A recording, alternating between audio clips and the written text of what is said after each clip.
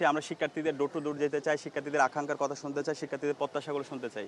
কিন্তু কোনো বড় নেতা এলাকা থেকে ফোন দিয়ে কোনো শিক্ষার্থীকে বাধ্য করা, এটা একটা ফেসিবাদী কায়দা। এবং আমরা ঢাকা বিশ্ববিদ্যালয়ের শিক্ষার্থীদের এই ব্যাপারে আমরা কনফিডেন্ট।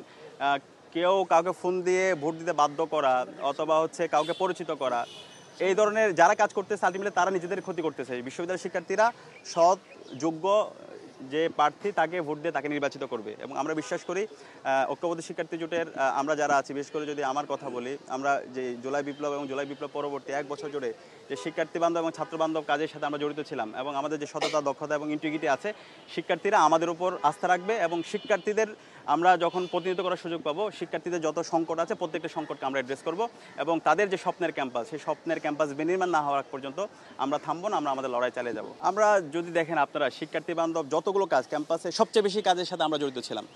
সব মশার বিরুদ্ধে সুরক্ষা দিতে এলো বসুন্ধরা এক্সট্রিম অ্যারোসল, মশার বিরুদ্ধে এক্সট্রিম সুরক্ষা।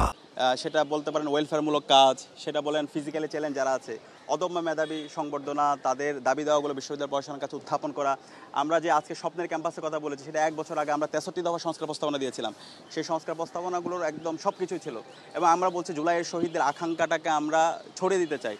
জুলাইয়ের শহীদদের আকাঙ্ক্ষা বিনির্মাণ করা এবং শহীদ পরিবার, আহত পরিবারের কাছে যাওয়া, কালচারালি এটাকে রিলিভেন্ট করা এবং কালচারাল ফেসিবাদের বিরুদ্ধে প্রতিরোধ জারি রাখা, সেই কাজের সাথে আমরা জড়িত ছিলাম।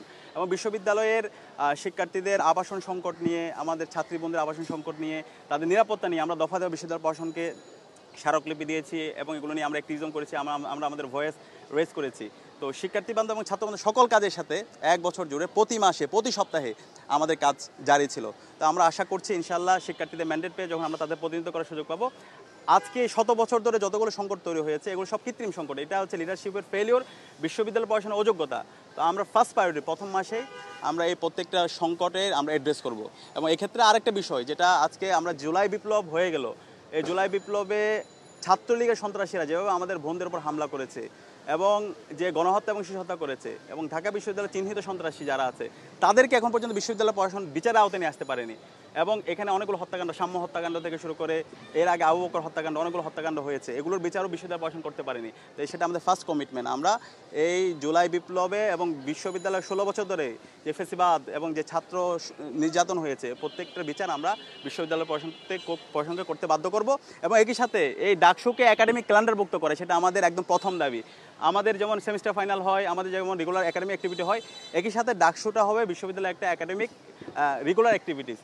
আজকে যেমন আগামী 9 তারিখ নির্বাচন হবে, একই সাথে আগামী বছরে নির্ধারিত সময়ে তফসিল ঘোষণা করা এবং নির্ধারিত সময়ে নির্বাচন অনুষ্ঠিত হওয়া, সেটার জন্য আমরা বিশ্ববিদ্যালয় প্রশাসনকে বাধ্য করবো এবং এটা একটা রেগুলার অ্যাক্টিভিটিস হবে। এবং এর মাধ্যমে আমাদের নতুন ছাত্র রাজনীতির যে আমরা বলছি রূপরেখা, ছাত্র রাজনীতি হবে আইডিয়ার ভিত্তিতে, ছাত্র রাজনীতি হবে প্রতিযোগিতা, ছাত্র রাজনীতি হবে মেধার প্রতিযোগিতা, সেই ধরনের একটি কম্পিটিটিভ রাজনীতি এবং শিক্ষার্থী বান্ধব রাজনীতি আমরা বিনির্মাণ করব।